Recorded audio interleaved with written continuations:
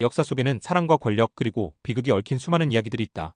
하지만 가장 극적인 이야기는 헨리 8세와 그의 6명의 부인들일 것이다.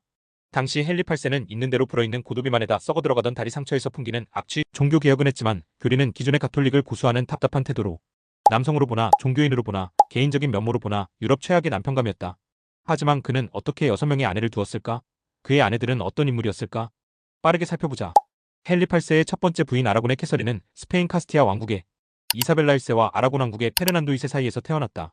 사실 그녀는 1501년 헨리의 형 아서 튜더와 결혼했다.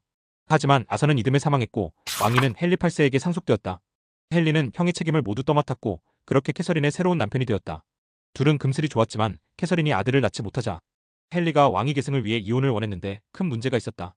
당시 영국은 로마 가톨릭의 권위 아래 있었고 교황 클레멘스 7세는 헨리의 이혼을 허락하지 않았다. 이에 맞서 헨리는 로마 교황청의 권위를 거부하고 독자적인 교회를 세우기로 결심했다. 1534년 헨리는 추장령을 발표하여 잉글랜드 국교회를 창설하고 자신을 교회의 최고 지도자로 선언했다. 결국 그들은 이혼했고 이 이혼은 단순한 개인적 문제를 넘어 영국의 종교개혁을 야기한 역사적인 사건이었다. 두 번째 부인 앤 불린은 헨리 8세가 캐서린과 이혼하면서까지 결혼하고 싶어 했던 여인이었다.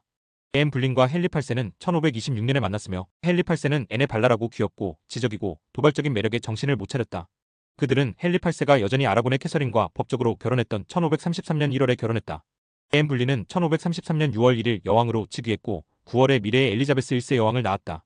하지만 앤 불린은 헨리가 원했던 것처럼 순종적인 아내가 아니었으며 독립적으로 활동해 헨리는 불만을 품었다. 따라서 그녀는 아들을 낳아야 했고 그렇지 않으면 목숨이 위험하다는 것을 알고 있었다. 후계자를 원했던 헨리는 앤과의 결혼을 끝내기 위한 방법을 찾기 시작했다. 결국 헨리는 그녀를 간통과 반역 혐의로 몰아 1536년 런던탑에서 참수형을 당하게 했다. 헨리 8세의 세 번째 부인 제인 시모어는 사실 헨리의 첫 번째 부인 캐서린의 시녀였으며 후에 그의 두 번째 부인 앤 불린을 섬겼다. 헨리는 앤 불린과의 결혼 생활 중에 제인 시모어를 이미 정보로 두고 있었다.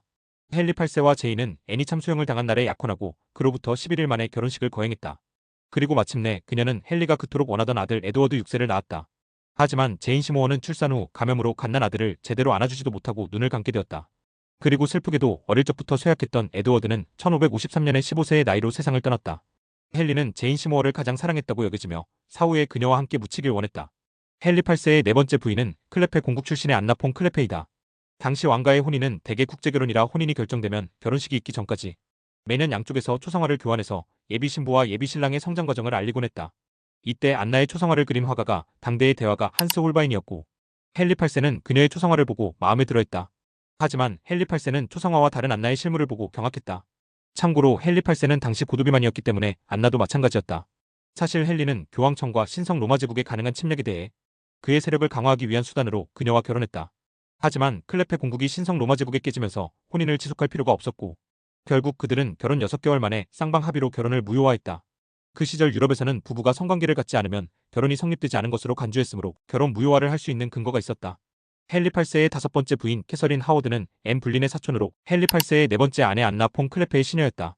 왕비의 시녀는 명문가의 처녀들에게만 주어지는 직책이었으므로 상당한 명이었다. 그리고 그녀의 집안은 이 기회를 놓치지 않고 캐서린에게 왕을 사로잡도록 가르쳤다. 그리고 결국 헨리 8세가 그녀를 사랑하게 되면서 다섯 번째 왕비가 되었다. 헨리가 캐서린과 결혼했을 때 헨리는 49세, 캐서린은 19세였다. 그리고 젊은 여왕의 매력은 더 매력적인 남자들의 흥미를 끌었다. 여왕은 추파를 던졌고 그것은 아주 위험했다. 1541년 헨리는 캐서린의 간통에 대한 정보를 받았다. 그 증거는 충분했고 캐서린과 토마스 켈페퍼, 프란시스 더럼 모두 간통죄로 기소되어 런던탑으로 보내졌다. 헨리 8세의 마지막 부인인 캐서린 파는 헨리와 결혼할 당시 31세였으며 이전에 두 번의 결혼 생활을 했지만 당시 52세였던 헨리 8세의 마음을 사로잡았다. 캐서린은 헨리의 건강이 악화된 시기에 왕비가 되어 헨리를 헌신적으로 돌보았다. 캐서린은 헨리를 설득해 여자를 다음의 왕위 계승권자로 인정하는 법을 제정하게 했다. 따라서 첫 번째 부인 아라곤의 캐서린의 딸 메리는 메리 1세가 되었고 앤 불린의 딸은 엘리자베스 1세가 되었다. 그녀는 헨리가 죽은 후에도 재혼하고 여성 교육에 힘쓰며 진보적인 사상을 펼쳤다. 그녀는 영국 역사에서 여성 권리를 강조한 인물로 평가받는다. 헨리 8세의 6명의 부인들은 각기 다른 운명과 비극을 맞이했다. 왕비의 자리에서 살아남는 것이 결코 쉬운 일이 아니었으며 이들 중 일부는 정치적 희생양이 되었다.